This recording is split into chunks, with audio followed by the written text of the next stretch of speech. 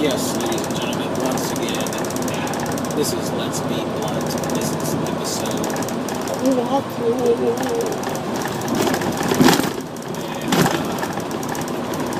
And this episode, we're going to talk about, yes, drugs. Drugs, all kinds of drugs. Mainly my favorite drug.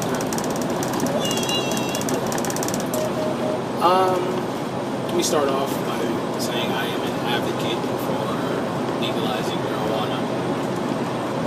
I believe that marijuana should be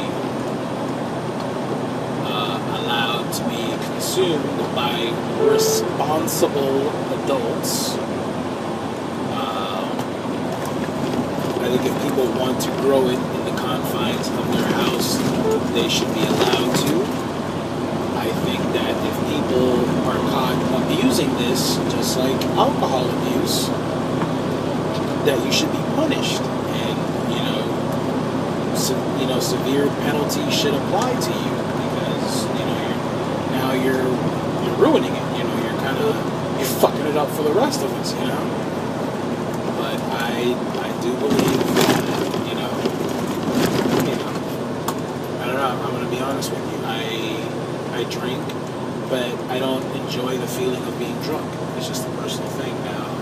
As far as marijuana, I feel I can relax more. I feel like I can engage people better in conversation. I feel that I'm, a better lover, a better, just overall. Like, while I'm at home relaxing, I feel like it's just excellent way to unwind, just the same way, my dad would come home and, drink a couple beers and just kind of like veg out in front of the couch. I think, if I want marijuana to be what I use to relax, then so be it. I mean, on a daily basis, we pump, on a daily basis, we wake up every morning and drink the caffeinated form of a plant, and we add milk and sugar because this taste is too strong. But yeah, every morning people drink coffee, and believe it or not, coffee is a drug, and it is addicting. If there's any drug that is a gateway drug, it would probably be coffee. The fact that it accelerates your heart rate and kind of gets you jittery, kind of gets you going. It's like the very first stimulant that, people feel in the morning just to get going. And the fact that our society has, we have what's called coffee breaks throughout the day, where we actually stop and drink more coffee to rev up our system some more. We have cigarette breaks where, now that we've been running around all day, we pop a cigarette and just kind of wind it down so that we can go home and rev it right back up the next day. And so these drugs are legal. These drugs are perfectly legal. I mean, there are people who have addiction to coffee. There are people who have addictions to cigarettes. There have been cases where people have died from drinking coffee. There have been cases, obviously, very well that people die from smoking cigarettes. So why is it that you don't have a case of someone dying from smoking marijuana? You just don't hear about it.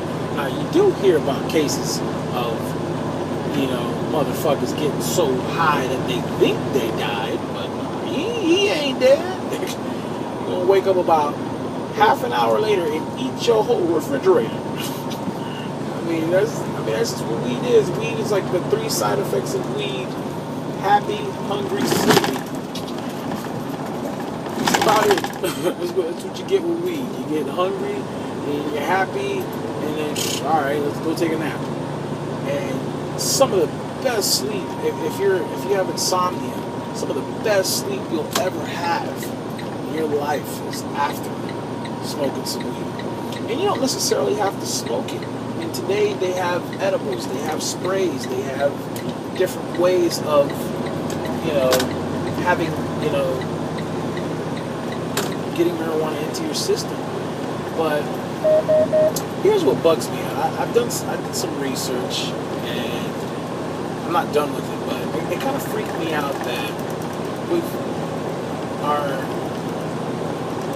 so-called drug government enforcement agency, whatever, combine, whatever the fuck those fuckers are called, they've decided to separate drugs into two columns: Schedule 1, Schedule 2. Schedule 1 drugs are drugs that have no medicinal value. Medicinal value meaning that the pharmaceutical companies have decided, yeah, this drug doesn't help you in any way. Schedule 2 drugs are drugs that, even though they're bad in street form, the pharmaceutical companies have managed to extract certain components out of the drug, and they've been able to make a pill version of it that you can pop at home and get high and not feel any pain. Cocaine, opiates, meth, in some ways, is actually used to in pill form. Certain narcotics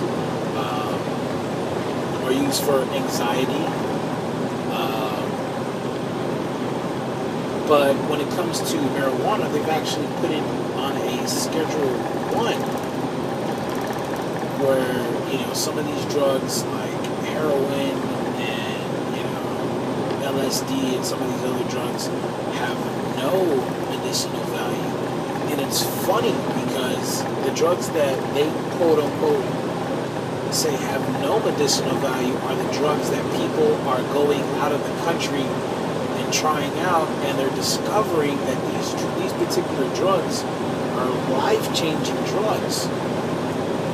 There are people that are going out to taking trips to Brazil, and they're going on these psychedelic trips, drinking I think it's stuff called ayahuasca, and they go on these these weird psychedelic trips, and these are like life-changing trips because they're able to see themselves through themselves. I don't know if you understand what I'm saying, but it's some weird trippy shit.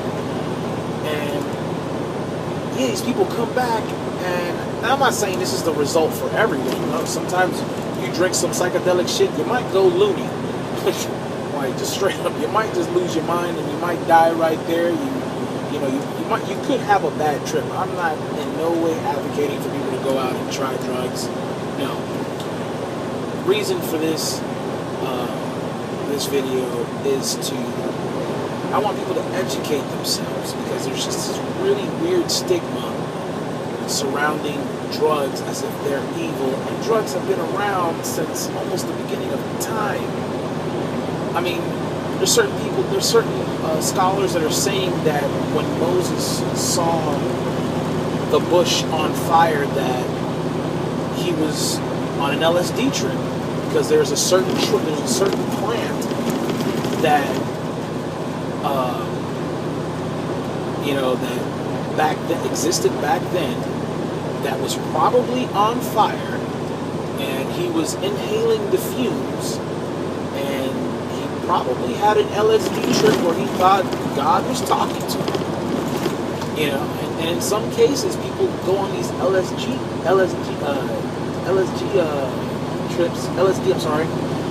trips to connect with different dimensions, different worlds, because our mind, as it is right now, there's too many barriers, and it won't let us go into that next dimension. Now, mind you, yeah, I'm saying some real psychedelic, trippy shit. You might not agree, and if you don't, oh, fucking well, just sit there and chill, enjoy the ride. But those of you who are, a little bit more open-minded and are curious about these things, do some research, The Joe Rogan podcast talks about psychedelic stuff all the time. There are hundreds of videos online that talk about different experiences and what they mean, and hundreds of books.